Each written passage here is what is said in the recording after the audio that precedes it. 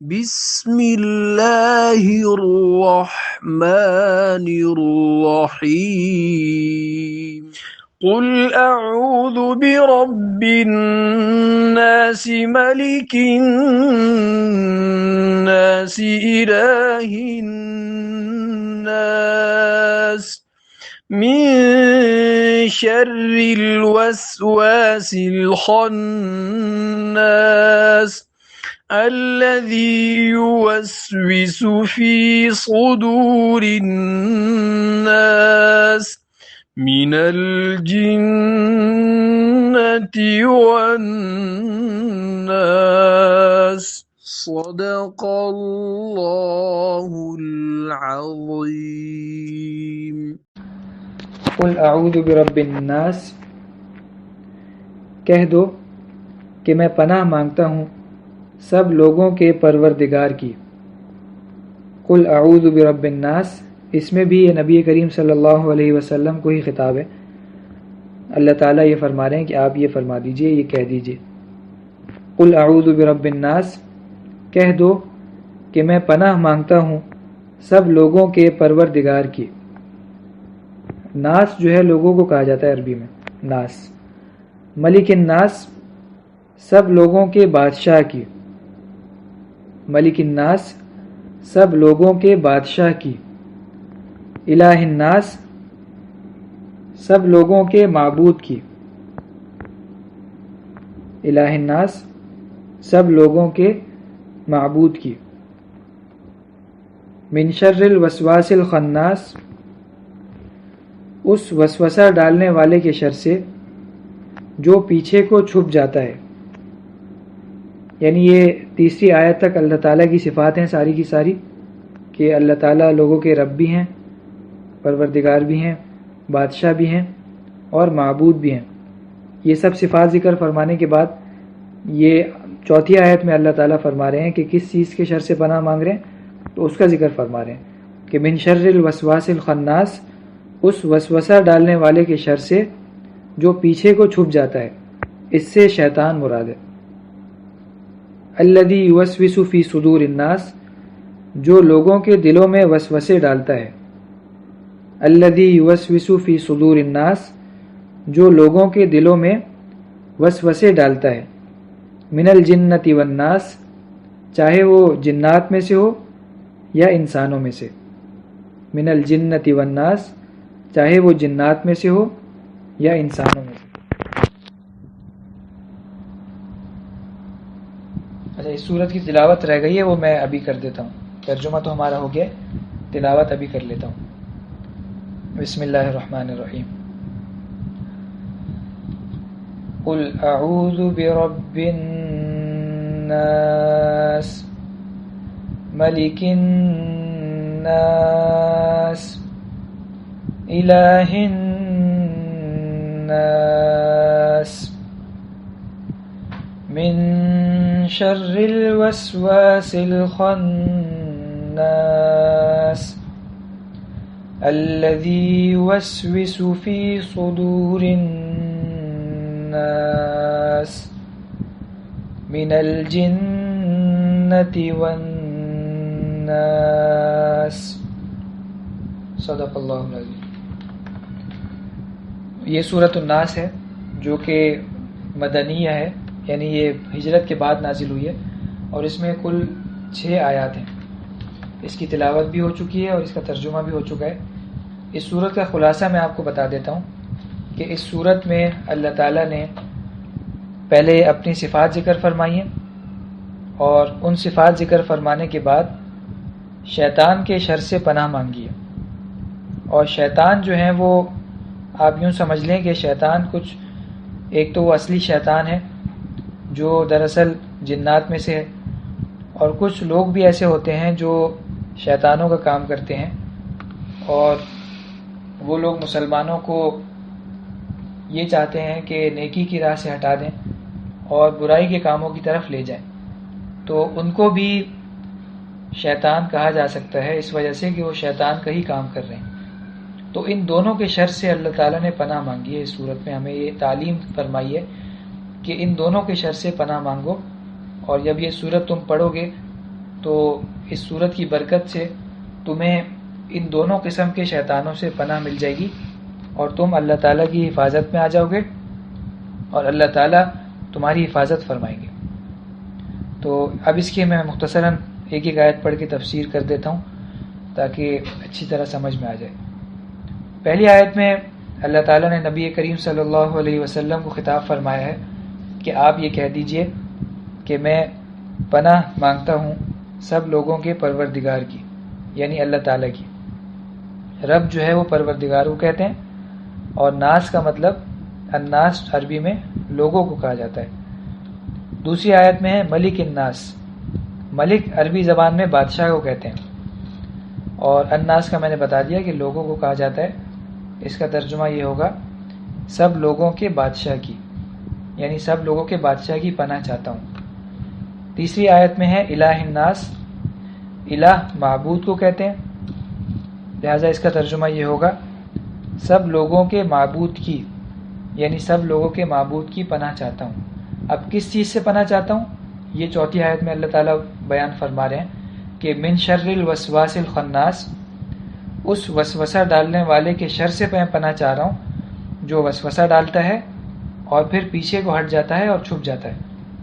تو اصل میں یہ حدیث شریف میں نبی کریم صلی اللہ علیہ وسلم نے اس بات کا ذکر فرمایا ہے کہ شیطان ہر وقت اس فکر میں رہتا ہے کہ مسلمانوں کے دل میں اور انسانوں کے دل میں وسوسے ڈالتا رہے، برائیوں کے خیالات ڈالتا رہے، لیکن جب کوئی بھی انسان اللہ تعالیٰ کا ذکر کرتا ہے تو شیطان پیچھے ہٹ جاتا ہے، اور پھر جب وہ ذکر سے غافل ہو جاتا ہے تو پھر دوبارہ وہ آ جاتا ہے اور پھر دوبارہ سے اپنا کام شروع کر دیتا ہے اور وسوسے ڈالنا اور برائیوں کے خیالات اس کے دل میں ڈالنا شروع کر دیتا ہے۔ تو اس صورت میں اللہ تعالیٰ نے وہی بات ذکر فرمائی ہے کہ وہ وسوسے ڈالنے والا بھی ہے، اور الخناس کا مطلب چھپ جانے والا بھی ہے، پیچھے ہٹ جانے والا بھی ہے۔ تو جب کوئی ذکر کرتا ہے کوئی بھی آدمی تو وہ پیچھے ہٹ جاتا ہے اور چھپ جاتا ہے۔ تو اس آیت میں اللہ تعالیٰ نے اسی بات کا ذکر فرمایا ہے۔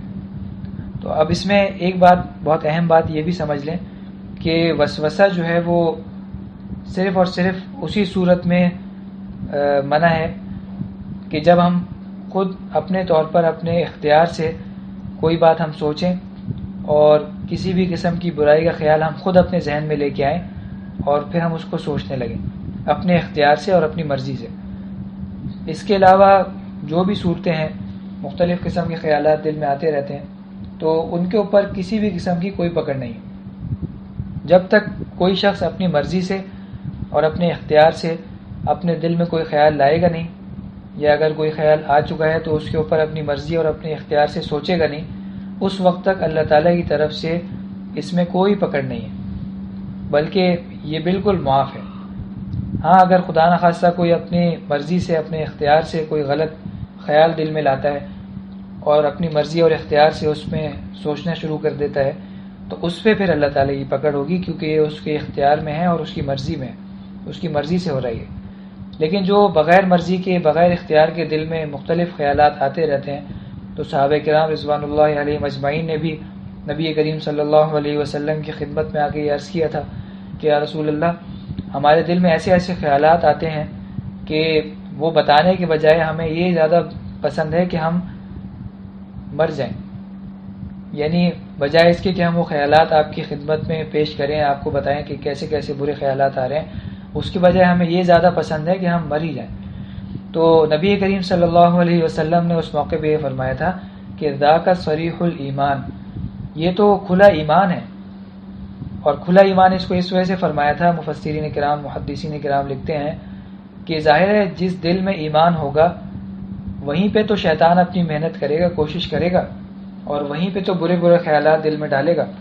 جس دل میں ایمان ہی نہیں ہوگا تو وہاں پہ شیطان کو جانے کی ضرورت ہی نہیں ہے، اس کو پتہ ہے کہ پہلے ہی اس دل میں تو کفر بھرا ہوا ہے، تو میں جا کے ادھر کیا کر لوں گا۔ تو وہ جاتا ہی اس دل کے پاس ہے، اس آدمی کے پاس ہے جس کے دل میں ایمان ہوتا ہے، اور اس کے دل میں برے برے خیالات لے کے آتا ہے تاکہ وہ پریشان ہو۔ تو اس صورت میں یہ چاہیے کہ ہم ان خیالات کی طرف بالکل توجہ نہ دیں، اور اس بات سے بالکل اطمینان رکھیں کہ جب تک ہم ان خیالات کو اپنی مرضی سے سوچیں گے نہیں، اس وقت تک اس پہ کسی قسم کی کوئی پکڑ نہیں ہے۔ جیسا کہ ہمارے بزرگوں نے یہ لکھا ہے کہ اس قسم کے جو خیالات دل میں آتے ہیں اس کی مثال اس طرح سے سمجھ لیں کہ جیسے بجلی کی تار ہوتی ہے، یہ اس کی مثال ہے کہ بجلی کی تار کو نہ تو آدمی پکڑتا ہے اور نہ ہی اپنے آپ سے دور کرنے کے لیے اس کو دھکا دیتا ہے، بلکہ اس کو اپنی حالت پہ چھوڑ دیتا ہے، کیونکہ اگر اس کو اپنے سے دور کرنے کے لیے بھی پکڑے گا تو اس پہ پھر بھی کرنٹ لگ جائے گا اس کو۔ اس وجہ سے بزرگ یہ فرماتے ہیں کہ اگر اس قسم کے کوئی خیالات آئیں تو ان کی طرف توجہ ہی نہ دے، اور اس طور پہ بھی توجہ نہ دے کہ میں ان خیالات کو اپنے ذہن سے نکالوں، کیونکہ یہ خیالات نکالنا اپنے اختیار میں نہیں ہے، اگر یہ کوشش کرے گا تو اور پریشان ہو جائے گا۔ اس وجہ سے اس سے بہتر یہ ہے کہ کسی جائز کام میں لگ جائے، یا تلاوت شروع کر دے، ذکر اذکار شروع کر دے، اللہ تعالیٰ کا نام لینا شروع کر دے، یا لوگوں سے بات چیت شروع کر دے، تو اس کی وجہ سے خود بخود اللہ تعالیٰ وہ خیالات دل سے ہٹا دیتے ہیں اور پریشانی نہیں ہوتی۔ تو یہ بات بہت اہم تھی، تو اس وجہ سے میں نے اس کا ذکر کر دیا۔ 5ویں آیت میں اللہ تعالیٰ فرما رہے ہیں الذی یوسوس فی صدور الناس۔ یوسوس کا مطلب جو وسوسے ڈالتا ہے، برے برے خیالات ڈالتا ہے، اور صدور عربی کا لفظ ہے اور اس کا واحد صدر ہے، اور یہ سینے کو کہتے ہیں۔ تو ہمارا دل چونکہ سینے میں ہے تو شیطان سینے کے اندر، دل کے اندر وسوسے ڈالتا ہے۔ اور آخری آیت میں اللہ تعالیٰ فرما رہے ہیں من الجنتی والناس۔ جنتی کا مطلب چاہے وہ جنات میں سے ہو، اور الناس کا مطلب چاہے وہ انسانوں میں سے ہو۔ تو اس کا یہ مطلب، اس سے یہ پتہ چلتا ہے کہ کچھ لوگ بھی ایسے ہوتے ہیں جو شیطانوں والے کام کرتے ہیں اور مسلمانوں کے دل میں برے برے خیالات ڈالتے ہیں، اور اس سے ان کا مقصد یہ ہوتا ہے کہ کسی طرح مسلمان اچھائی کے کاموں سے ہٹ جائیں اور ان کو پریشان کیا جائے۔ تو اپنے ارد گرد نظر رکھنی چاہیے، ہمیشہ اچھے لوگوں کے ساتھ مجلس رکھنی چاہیے، اور ہمیشہ اچھے لوگوں کے ساتھ بیٹھنا چاہیے۔ اور اللہ تعالیٰ نے بھی قرآن مجید میں خاص طور پہ یہ حکم فرمایا ہے کہ اچھے لوگوں کے ساتھ رہو، یا ایھا الذین آمنوا اتقوا اللہ وکونوا مع الصادقین، سچے لوگوں کے ساتھ ہو جاؤ۔ تو اس کا اللہ تعالیٰ نے بہت اہتمام سے حکم بھی فرمایا ہے۔ تو ہمیشہ یہ بات دیکھتی رہنی چاہیے کہ ہمارے جو دوست ہیں، ہمارے ساتھی ہیں، وہ کس قسم کے لوگ ہیں اور ان کے اعمال کیسے ہیں، تاکہ ان کا جو اثر ہوگا ہمارے اوپر وہ اچھا اثر ہو، اور اگر برے ساتھی ہوں گے، برے دوست ہوں گے، تو یقیناً ان کا برا اثر ہوگا۔ اس کے بعد صرف ایک بات بتا کے میں کلاس مکمل کر لیتا ہوں کہ سب سے پہلی صورت ہم نے پڑھی تھی سورۃ الفاتحہ، اور سب سے آخری صورت ہے سورۃ الناس۔ تو ان دونوں صورتوں میں آپس میں ایک تعلق ہے، ایک کو سب سے پہلے رکھا گیا ہے اور دوسری کو سب سے آخر میں رکھا گیا ہے۔ تو سورۃ الفاتحہ میں اللہ تعالیٰ سے ہم نے دعا کی تھی کہ اللہ ہمیں آپ سیدھے راستے کی رہنمائی فرما دیجئے۔ تو سیدھے راستے کی جو رہنمائی اللہ تعالیٰ فرمائیں گے، تو اس سیدھے راستے کی رہنمائی میں یہ شیطان ہمارے بیچ میں حائل ہوگا اور ہمارے دل میں طرح طرح کے وسوسے ڈالے گا، اور یہ چاہے گا کہ کسی طرح اس سیدھے راستے سے ہم کو روکے۔ تو اس وجہ سے آخری صورت اللہ تعالیٰ نے اسی لحاظ سے یوں سمجھے کہ آخری صورت میں یہ مضمون بیان فرما دیا، اور اس صورت کے اندر اللہ تعالیٰ نے ان شیطانی خیالات سے اور وساوس سے پناہ مانگنے کا حکم فرمایا۔ تو ان دونوں میں یہ ربط ہے اور آپس میں تعلق ہے، تاکہ ہمیں سیدھے راستے کے اوپر چلنا آسان ہو جائے۔ وآخر دعوانا الحمد للہ رب العالمین۔